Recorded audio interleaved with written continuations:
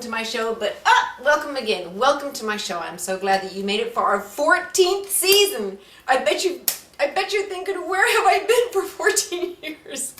Today isn't our 14th season, but I just felt like saying that. It sounded good. I'm glad that you made it to my show. I'm going to show you how to cook fried catfish today with roasted sweet potato sticks, and you're going to love it, okay? A lot of people don't know it, but things like catfish, it's like fried chicken. You have to deep fry it. It's the best way. There's no other way. What can I say? So I'm glad you joined me, and we'll be back in a minute. Okay, we're back. So let's just get started. Let me get into my little refrigerator here where I have all the goodies. Okay, here's the goods. This is the catfish. I kind of want to show you a couple things with the catfish.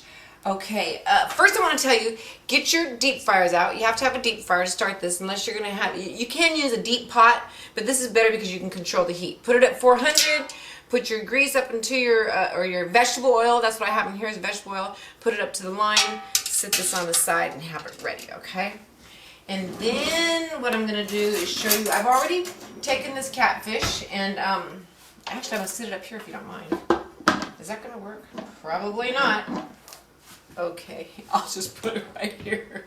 Okay, so I've already taken this catfish and I've already pretty much cleaned it. Can you see it from there okay? Okay, and so what I usually do is I buy about 4 or 5 fillets. There's only 2 of us, my beautiful, wonderful, charming husband.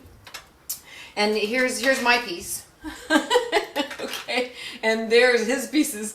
So I take these fillets and I cut them into about 3-inch pieces, okay? And that's the best way to deep fry them. So what we're going to do is we're going to cut these into these about 3-inch fillets. And what I like to do is stack them, okay? I'm a stacker. I like everything to stay nice and neat while I'm preparing it. Okay, now we'll cut this. So basically you have your vegetable oil getting nice and hot. You wash these, rinsed them off, and you're going to cut them like this. And then what we're going to do is we're going to coat them, and I'm going to show you how to make the coating. Okay? So there we have that. Okay? Now what you're going to do is you're going to get yourself some cornmeal. Okay? Aren't these green tops beautiful? You know, a lot of times they have everything to match the green room because the people in the green rooms are the ones that put all of this together. Does that make sense? They put it together, but they get everything all ready for me. Anyway, and then what you do is get yourself a bowl, and what you'll want to do is you'll want to put about, let's see, you want to put more cornmeal than flour. You're just going to add flour kind of like for a filler, but you want to put about that much cornmeal. You know, however much you think that you're going to need for the amount of fish that you're going to fry. Okay? And then what I do is I always put less flour. Okay, just enough to coat all of this. So there you can see we have the flour and the cornmeal. Okay, and so what I like to do is I like to add a little bit of seasoning to the breading, just enough to give it some nice color. You can see there about how much I've added, and that seasoning. I got to tell you more about that seasoning, but.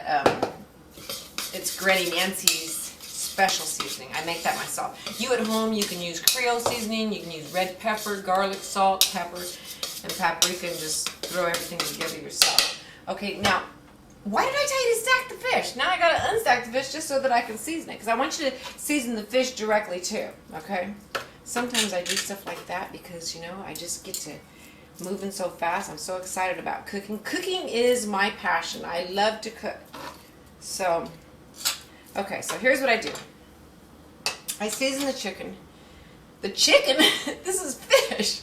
I cook so much chicken I can't get it off my mind. I mean, oh my goodness. My kids used to tell me when they were little, Mom, why do you cook so much chicken? We eat more chicken than anybody. We feel like we could fly. We eat so much chicken. But I also cook a lot of other things too. In fact, a lot of times I like to tell you that for the majority of the time I do mostly healthy cooking. Of course I wouldn't put this in the healthy category, but it's not the not healthy category either because it is fish and we do need to eat a lot of chicken and fish. So in this case you'll see that on all my shows I pretty much cook chicken and fish. And I try to roll with as healthy as I can. Okay, so I'm seasoning both sides like I told you.